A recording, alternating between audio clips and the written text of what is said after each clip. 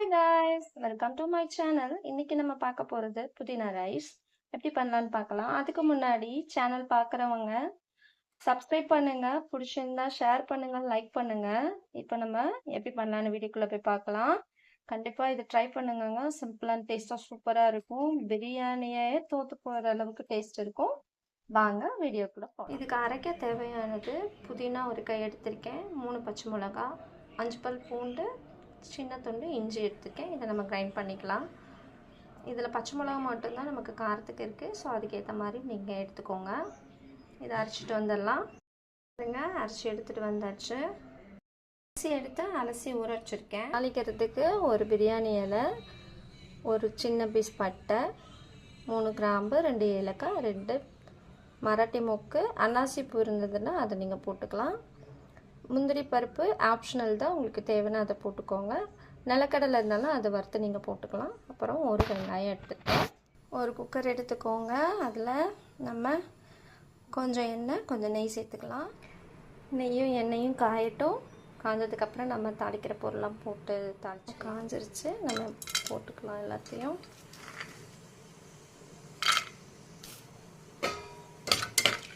இந்த ஸ்டேஜில் முந்திரி பாருங்கள் நல்லா சவுந்துருச்சு. இந்த ஸ்டேஜில் வெங்காயம் போட்டுக்கலாம். வெங்காயம் கொஞ்சம் ப்ரௌன் கலரில் வரட்டும். அது வர வரக்குள்ள ஒரு நல்ல ஃப்ளேவர் வருதுங்க. கண்டிப்பாக அந்த டிஷ்ஷஸ் பண்ணி பாருங்கள். சேனலை சப்ஸ்கிரைப் பண்ணுங்கள். இதை பண்ணி பார்த்துட்டு கமெண்ட்டில் என்னென்னு சொல்லுங்கள் உங்கள் ஃபீட்பேக்கை. பிடிச்சிருந்தா கண்டிப்பாக லைக் பண்ணுங்கள், ஷேர் பண்ணுங்கள். கொஞ்சம் வதங்கிடுச்சு. இப்போ நம்ம ஒரு சின்ன சைஸ் தக்காளி சேர்த்துக்கலாம்.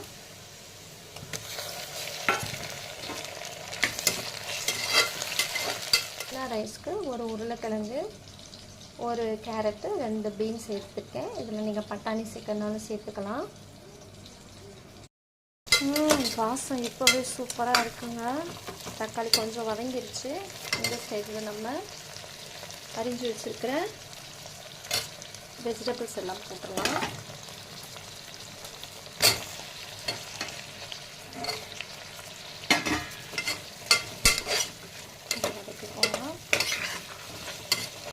தேவையான கொஞ்சம் உப்பு இதில் சேர்த்துக்கோங்க. வதக்கும் போது கூட 1 ஸ்பூன் மல்லித்தூளும் 1 ஸ்பூன் கரம் மசாலாவும் ஆட் பண்ணிக்கிறேன். உங்களுக்கு தேவை அப்படின்னா உங்களுக்கு மிளகாத்தூள் கூட நீங்கள் ஆட் பண்ணிக்கலாம். கொஞ்சமாக ஆல்ரெடி பச்சை மிளகாய் போட்டிருக்கோம். நான் இதில் சேர்க்கலை. உங்களுக்கு தேவைன்னா போட்டுக்கலாம். இதுக்கப்புறம் நம்ம அரைச்ச விழுது சேர்க்கணும். அரைச்ச விழுதையும் சேர்த்துக்கலாம். சேர்த்து நல்லா வதக்கிக்கலாம். கொஞ்சம் நேரம் நல்லா வதங்கி எண்ணெயெல்லாம் பிரிஞ்சு வந்துருச்சு. இப்போ இதில் ரைஸ் வாட்டர் சேர்த்துக்கலாம். அளந்து வச்சுக்க தண்ணி நான் சேர்த்துக்கிறேன். இது கொதிச்சதுக்கு அப்புறமா இதில் இந்த டைமில் உப்பு பார்த்துக்கோங்க. உப்பு பார்த்துட்டு தேவையான உப்பு சரி பார்த்துட்டு இது கொதிச்சதுக்கப்புறமா நம்ம ரைஸ் போட்டு குக்கரை மூடி வச்சிடலாம். பாருங்கள் நல்லா கொதிச்சிருச்சு. இப்போ நம்ம ரைஸ் போட்டுக்கலாம்.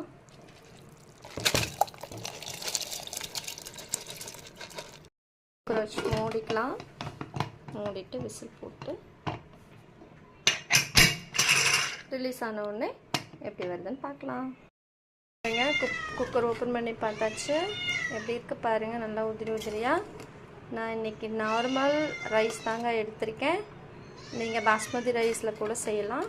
செம்ம சூப்பராக இருக்கும். கிட்டத்தட்ட பிரியாணி டேஸ்ட்டில் தான் இருக்கும். சிம்பிள் அண்ட் டேஸ்டியாக செய்யணுன்னா இதை நீங்கள் ட்ரை பண்ணுங்கள். சப்ஸ்கிரைப் பண்ணுங்கள், கமெண்ட் பண்ணுங்கள். தேங்க்யூ.